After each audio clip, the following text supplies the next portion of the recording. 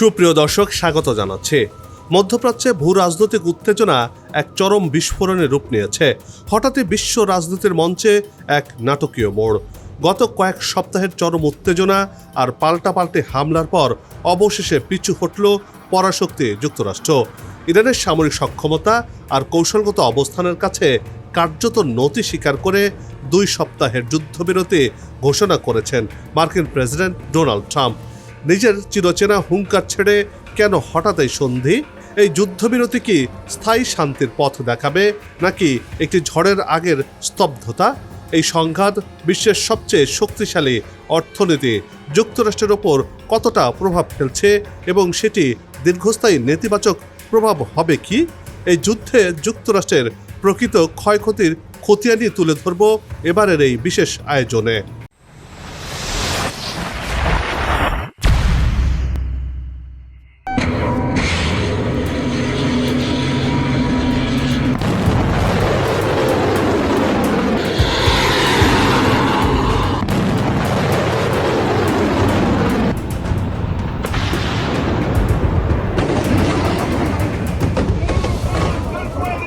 যুদ্ধের শুরুটা হয়েছিল দাম্ভিকতায়। ইসরায়েলের গোয়েন্দা তথ্যের উপর ভিত্তি করে যুক্তরাষ্ট্র ও ইসরায়েল যৌথভাবে ইরানের প্রধান সামরিক অবকাঠামো এবং পরমাণু কেন্দ্রগুলোতে বড় ধরনের বিমান হামলা চালায়। ইরানকে গুঁড়িয়ে দেওয়ার যে নীল নকশা মার্কিন প্রেসিডেন্ট তৈরি করেছিলেন তা বুমেরাং হয়ে ফিরেছে। রেজিম চেঞ্জ বা শাসন ব্যবস্থা পরিবর্তনের লক্ষ্যে পরিচালিত এই হামলায় ইরানের সর্বোচ্চ নেতা আয়াতুল্লাহ আলী খামেনি সহ বেশ কয়েকজন শীর্ষ কর্মকর্তা নিহত হয়েছেন।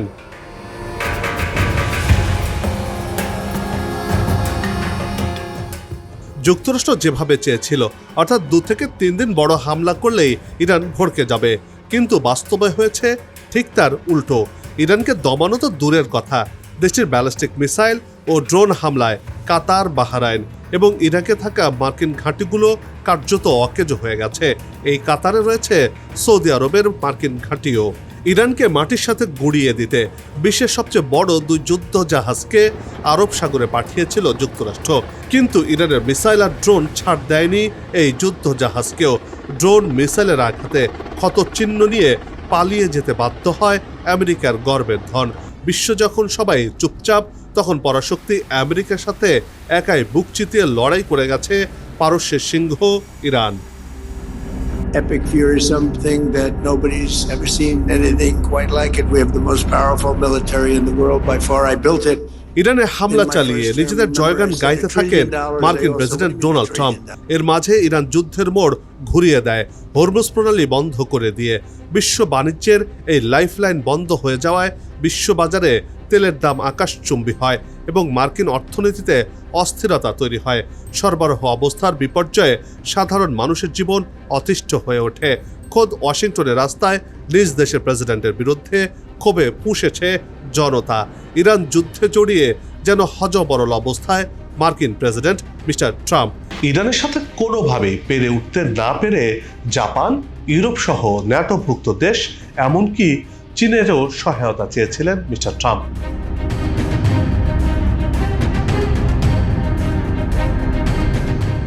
বিশ্লেষকরা বলছেন, ইরানি হামলার তীব্রতা আর কৌশল দেখে খোদ হোয়াইট হাউসও স্তব্ধ হয়ে গিয়েছিল। ডোনাল্ড ট্রাম্পের প্রশাসন যতটা আঁচ করতে পেরেছিল, ইরান তার চেয়েও কয়েক গুণ বেশি শক্তিতে আঘাত এনেছে। আধুনিক সমরাস্ত্রের এক বিশাল ভাণ্ডার নিয়ে আগে থেকেই প্রস্তুত ছিল তেহরান। যুক্তরাষ্ট্র ও ইসরায়েলের ধারণা ছিল হামলার মাধ্যমে ইরানকে পঙ্গু করে দেয়া যাবে, কিন্তু বাস্তবে ইরান দেখিয়ে দিয়েছে তারা আঘাত সইতেও পারে এবং পাল্টা আঘাতও করতে জানে।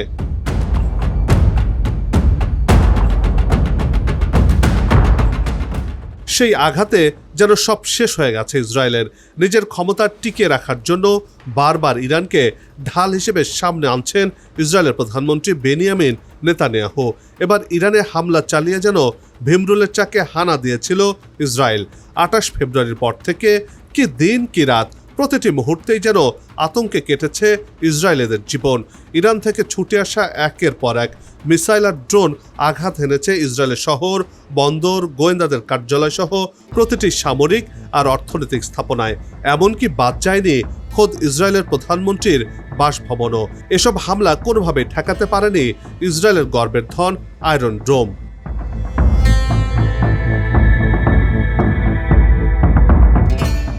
তিন স্তরে নিরাপত্তা ভেদ করে এসব মিসাইল নির্দিষ্ট লক্ষ্যবস্তুতে আঘাত এনেছে, যা ছিল ইরানিদের জন্য একটি বড় বিজয়। ইরানের হামলায় গোটা ইসরায়েল যেন এখন ধ্বংসস্তূপে পরিণত হয়েছে। ইসরায়েলের সুউচ্চ দালান কোঠাগুলো এখন ছাল চামড়া ছাড়া শুধু হাড়গোড় নিয়ে দাঁড়িয়ে আছে। আকাশে উঠতে থাকা ইসরায়েলের অহংকারকে ইরান মাটিতে এক টানে নামিয়েছে। এক ঝলক ইসরায়েলকে দেখলে মনে হবে যেন ঠিক ফিলিস্তিনের চিত্র ফিরে এসেছে এখানে। এটিকে সৃষ্টিকর্তার বিচার হিসেবেই অনেকেই মনে করছেন।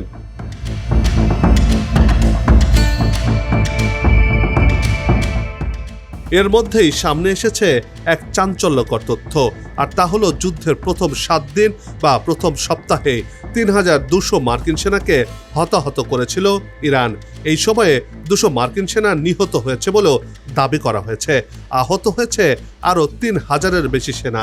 গোয়েন্দা রিপোর্ট বলছে ইরানের হামলায় পার্কিংয়ে থাকা যুক্তরাষ্ট্রের 37টির বেশি যুদ্ধবিমান এবং হেলিকপ্টার ধ্বংস হয়েছে। ইরানের মিসাইল হামলা ঠেকাতে গিয়ে মার্কিন ও ইসরায়েল বাহিনীর আকাশ প্রতিরক্ষা ব্যবস্থার মজুদ এখন প্রায় শূন্যের কোঠায়। মধ্যপ্রাচ্যে থাকা যুক্তরাষ্ট্রের অস্ত্রের মজুদ প্রায় শেষ হয়ে গেছে বলেও জানা গেছে।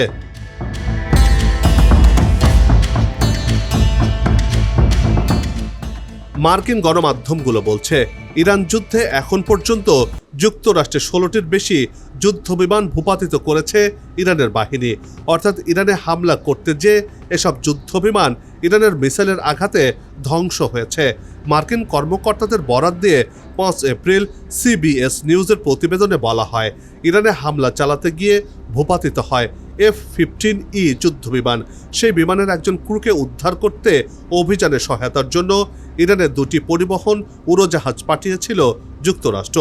কিন্তু উড়োজাহাজ দুটি ইরানের একটি প্রত্যন্ত ঘাঁটি থেকে উড্ডয়ন করতে ব্যর্থ হয়। প্রতিবেদনে বলা হয় ওই উড়োজাহাজ দুটি শত্রুর হাতে আটকে পড়ার ভয়ে মার্কিন বাহিনী সেগুলোকে বোমা মেরে ধ্বংস করে দেয়। ইরানের সাথে যুদ্ধে জড়িয়ে মার্কিন যুক্তরাষ্ট্র সর্বাধুনিক সব যুদ্ধবিমান হারিয়েছে।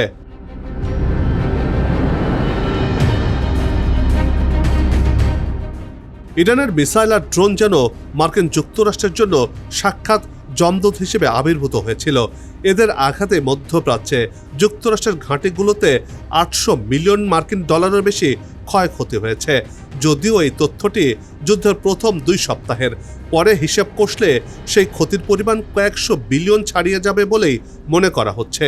ইরানের পাল্টা হামলায় মার্কিন প্রতিরক্ষা ও স্যাটেলাইট যোগাযোগ ব্যবস্থা সবচেয়ে বেশি ক্ষতিগ্রস্ত হয়েছে। বিশেষ করে জর্ডানের একটি ঘাঁটিতে যুক্তরাষ্ট্রের অত্যন্ত ব্যয়বহুল 3rd মিসাইল ডিফেন্স সিস্টেমের রাডার ধ্বংস হয়ে গেছে, যার আনুমানিক মূল্য প্রায় $485 মিলিয়ন।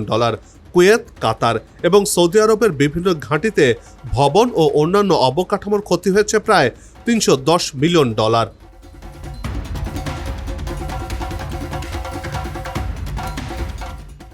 মধ্যপ্রাচ্যে মার্কিন ঘাঁটিগুলোতে ইরানের মিসাইলের আগুনে যেন সব ছারখার হয়ে গেছে। এসব ঘাঁটিতে থাকা মার্কিন সরঞ্জাম যেমন ধ্বংস হয়েছে, তেমনি অবকাঠামোগুলো ক্ষতিগ্রস্ত হয়েছে। ইরানে হামলা করার জন্য পাঠানো বিশ্বের সবচেয়ে বড় 2টি যুদ্ধজাহাজও ক্ষতিগ্রস্ত হয়েছে।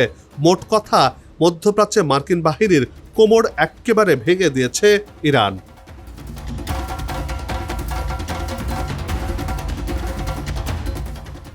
বিবিসি স্যাটেলাইট ইমেজ বিশ্লেষণ করে বলছে, কুয়েতের আলী আল সালিম, কাতারের আল উদাইদ এবং সৌদি আরবের প্রিন্স সুলতান বিমান ঘাঁটিতে একাধিকবার নিখুঁত হামলা চালিয়েছে ইরান।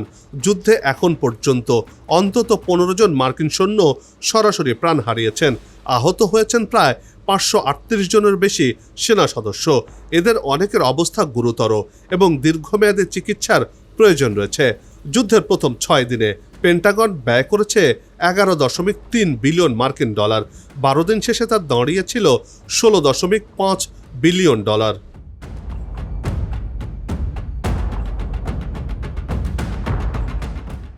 যুদ্ধ চালিয়ে নিতে প্রতিদিন গড়ে $500 মিলিয়ন খরচ করেছে মার্কিন যুক্তরাষ্ট্র। এটি আনুমানিক তথ্য। পেন্টাগন যুদ্ধের খরচ মেটাতে কংগ্রেসের কাছে অতিরিক্ত $200 বিলিয়ন বেশি বরাদ্দ চেয়েছে। এর ফলে মার্কিন জাতীয় ঋণ আকাশচুম্বী হয়ে $38.8 ট্রিলিয়ন পৌঁছে গেছে। এত পরিমাণ ক্ষতির মুখে পড়ে মার্কিন প্রেসিডেন্টের দম যেন বন্ধ হওয়ার উপক্রম হয়েছিল। যদিও মার্কিন প্রেসিডেন্ট ডোনাল্ড ট্রাম্প দাবি করেছিলেন ইরানকে নিরস্ত্র করার লক্ষ্য পূরণে তারা সফলভাবে এগিয়ে যাচ্ছেন, কিন্তু সেই দাবি বেশি দিন টিকে থাকেনি। মুখ থুবড়ে পড়েছে মিস্টার ট্রাম্পের।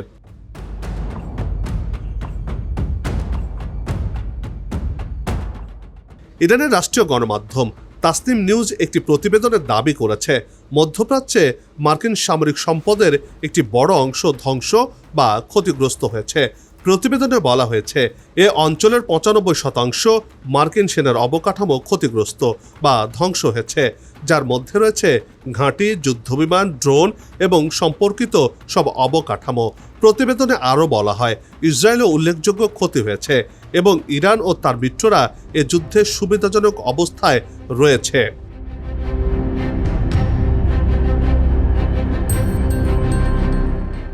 তেলের দাম বৃদ্ধির ফলে পণ্য পরিবহন ও জীবনযাত্রার ব্যয় হু হু করে বাড়ছে, যা মার্কিন জিডিপি প্রবৃদ্ধিকে বাধাগ্রস্ত করছে, যা মার্কিনিরা কোনোভাবেই মেনে নিতে পারেননি।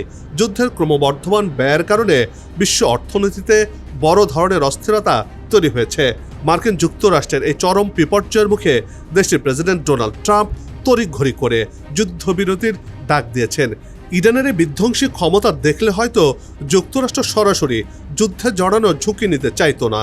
ওয়াশিংটন বুঝতে পেরেছে এই মুহূর্তে ইসরায়েলকে বাঁচাতে গেলে পুরো মধ্যপ্রাচ্যে মার্কিন ঘাঁটিগুলো ইরানের মিসাইলের সহজ লক্ষ্যবস্তুতে পরিণত হবে এবং এগুলো একেবারে ধ্বংসস্তূপে পরিণত হবে। কোনোভাবে মধ্যপ্রাচ্যে আর আমেরিকা টিকে থাকতে পারবে না। এজন্যই নাকে খত দিয়ে মিস্টার ট্রাম্প এবং তার প্রশাসন এখন তেহরানের সাথে আলোচনার টেবিলে বসার আকুতি জানিয়েছে।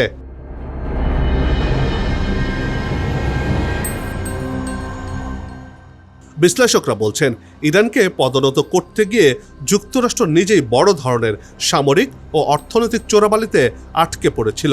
ইরান যুদ্ধ শুধু ইরানের হাতে ছিল না, এই যুদ্ধ চলে গিয়েছিল চীন রাশিয়ার দখলে। গোয়েন্দা রিপোর্ট বলছে চীনের চাপ বুঝতে পেরেই পাকিস্তানের মধ্যস্থতার নাটক সাজিয়ে যুদ্ধবিরতিতে গেছেন মিস্টার ট্রাম্প, যা একরকমের পরাজয়। ইরান বিষয়ক বিশেষজ্ঞ ট্রিতা পার্সি বলছেন মিস্টার ট্রাম্পের এই পরিস্থিতি থেকে বের হয়ে আসার জন্য প্রয়োজন ছিল একটি পরিকল্পনা। তিনি বারবার হুমকি ধামকি দিচ্ছিলেন এই কারণে যে সার্বিকভাবে এটি আবহ তৈরি করা যায় এই বুঝে ইরানকে শেষ করে দিচ্ছেন তিনি। এই ভয়ের নাটক সাজিয়ে সন্ধ্যায় তিনি চুক্তিতে পৌঁছাবেন তা যেন তার শর্তেই বলা হয়েছে। আর এটি ছিল মিস্টার ট্রাম্পের সাজানো নাটক। এটি এখন স্পষ্ট হয়ে গেছে।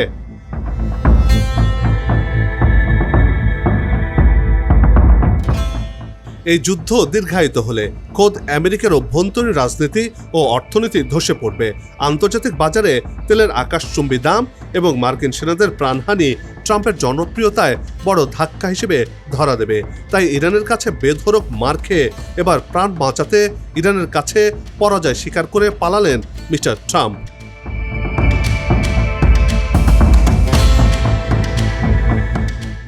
যুক্তরাষ্ট্র নীতিগতভাবে ইরানের 10 দফা প্রস্তাব মেনে নিয়েছে। ইরানের দেওয়া 10টি দাবি যুক্তরাষ্ট্র ও ইসরায়েল মেনে নেওয়ায় যুদ্ধ আপাতত বন্ধ। রাশিয়া এটিকে যুক্তরাষ্ট্রের চরম ব্যর্থতা হিসেবে দেখছে, যার কারণে ডোনাল্ড ট্রাম্পকে বহুমূল্য চোকাতে হচ্ছে। সামনে হয়তো আরও ভয়াবহ কিছু অপেক্ষা করছে মিস্টার ট্রাম্পের জন্য। এই যুদ্ধবিরতিকে ইরানের বড় কূটনৈতিক ও সামরিক বিজয় হিসেবে দেখা হচ্ছে। তেহরানের রাস্তায় সাধারণ মানুষকে উল্লাস করতে দেখা গেছে। বিশেষ শান্তিপ্রিয় মানুষজনও শান্তির পায়রা উড়িয়ে আনন্দ প্রকাশ করছে।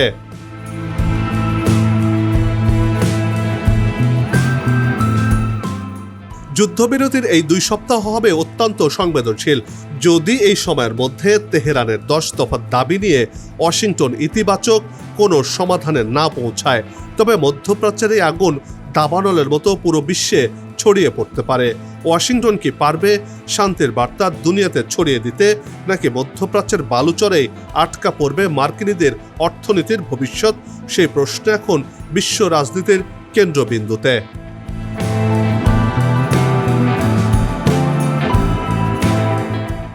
সবার সুস্বাস্থ্য আর মঙ্গল কামনা করে এই বিশেষ প্রতিবেদন এখানেই শেষ করছি। আবারও হাজির হব নতুন কোনো খবর আর তার বিশ্লেষণ নিয়ে। নিজে ভালো থাকুন, দেশকে ভালো রাখুন আর আমাদের সাথেই থাকুন। ধন্যবাদ।